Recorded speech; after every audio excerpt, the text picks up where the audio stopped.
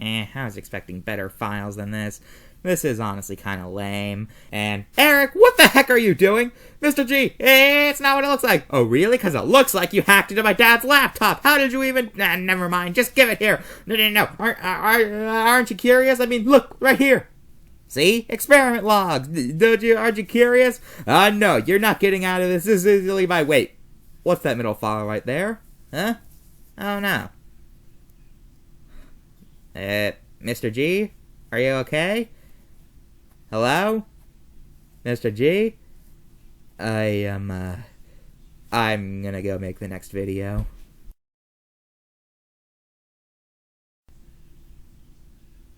Oh crap, we're on. Hello everyone, and welcome back to Nightmares of Nature. As always, I'm your host, Mr. G. And today, we're talking about a group of snakes that are not venomous, but they are still deadly.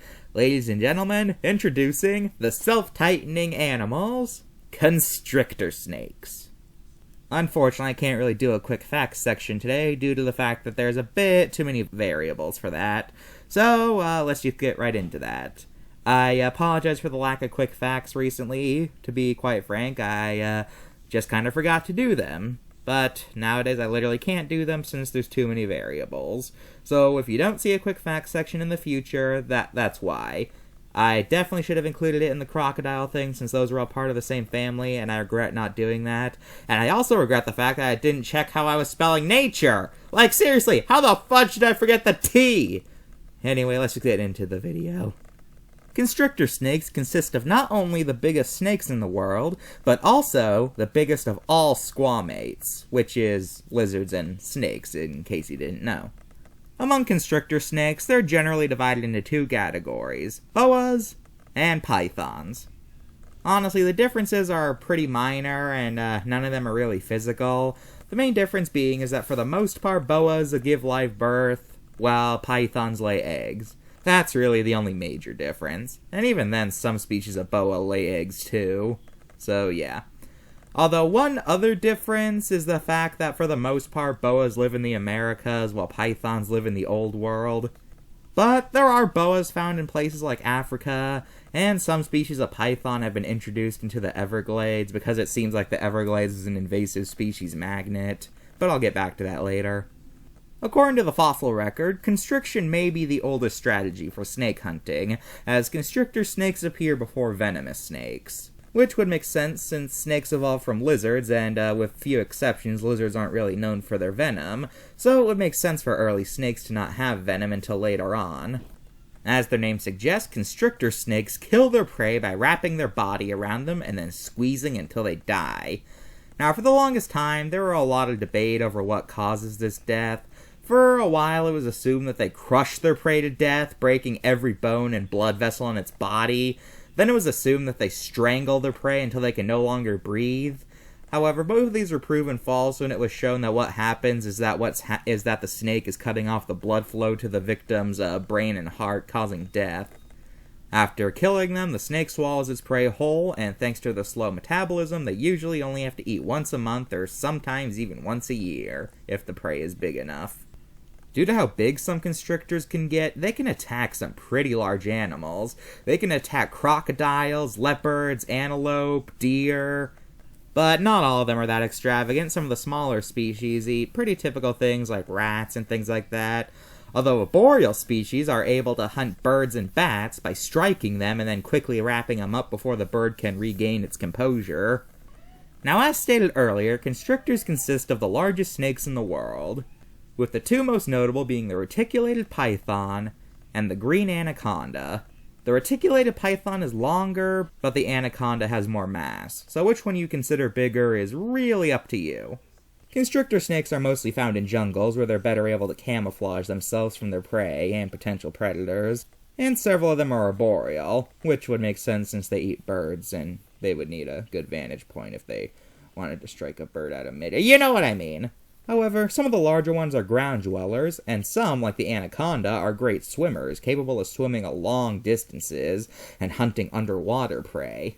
Now, one myth about snakes that I feel like would be appropriate to discuss here is that a lot of people claim that snakes unhinge their jaw when they eat, and that's how they are able to eat things that are so big.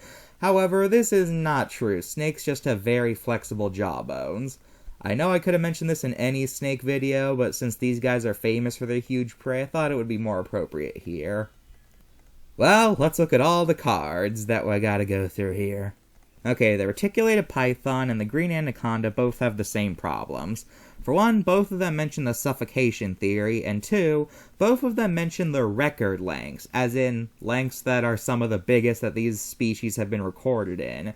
Even though, by all accounts, they should only be talking about their average lengths, and only bringing up their maximum lengths or record lengths if it's appropriate in like a fun fact section. You know what I mean?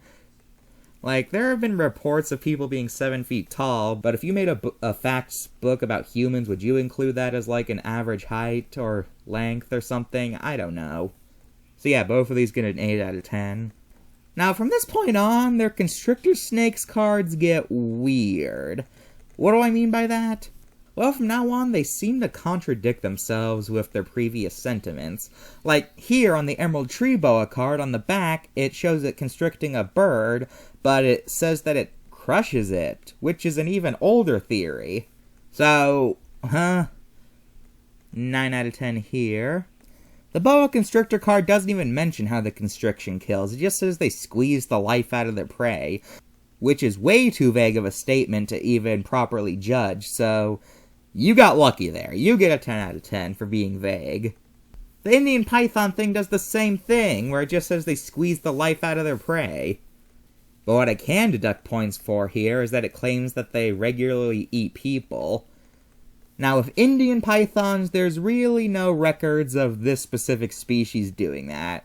Currently, the only known constrictor snakes that have actually been reported eating people consistently are anacondas, reticulated python, and the African rock python. Not the Indian rock python, the African one.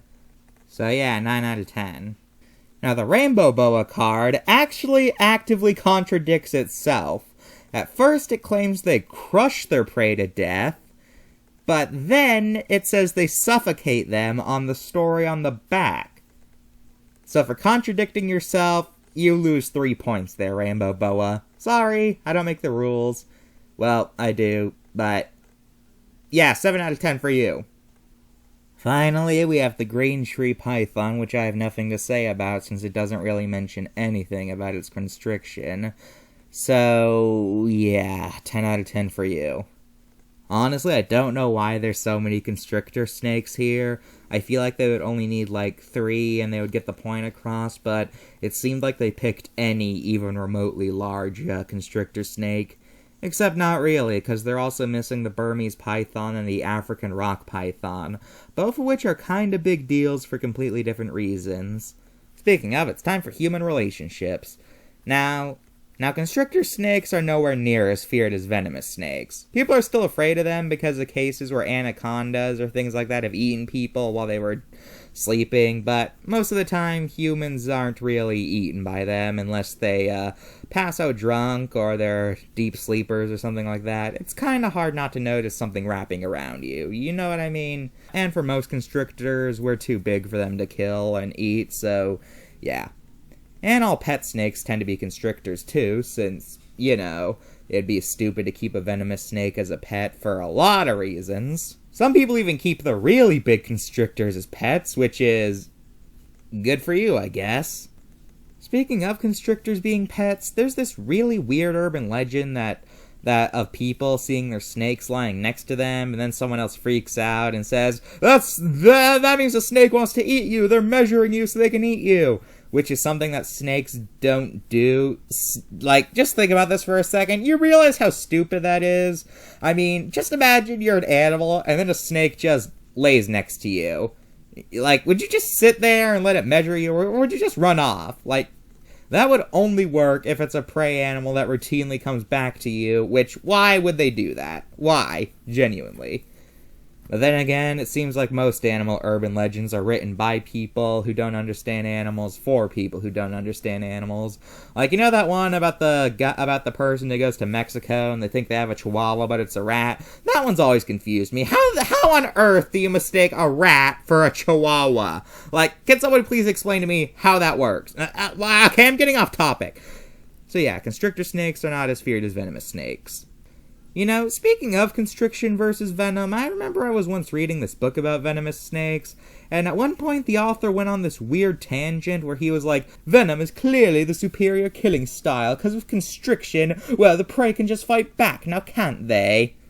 And to demonstrate that, it told two stories. One was a rattlesnake killing a rat, the other was a python trying to kill a bird of some sort. I forget exactly what it was. When the python tried to kill the bird fatally wounded it with a slash, and the rattlesnake successfully ate the rat or whatever it was. And then it was like, you see, this just proves that venom is better than constriction. And it's just like, dude, really? If venom was definitely superior in snakes, then don't you think constriction would have been weeded out already? Clearly they're doing something right. Okay, I'm getting off topic again. Okay, let's see. Captivity. Yeah, most of these animals are found in captivity.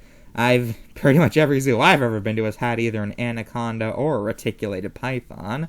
And every other card I've seen in zoos at some point or another. The Indian python is actually kind of a Hollywood star, since it is the species of Kaa from the Jungle Book, who, fun fact, in the original novel is actually a good guy, but the Disney movie made it a bad guy because they didn't think that audiences could accept that a snake was a good guy. I'm not even kidding. Also in the book, his hypnotic powers came from a dance he did rather than his eyes. I guess they thought the dance looked too stupid or something. Well, that's all for this episode of Nightmares of Nature. I have some stuff I gotta go think about. See you next time.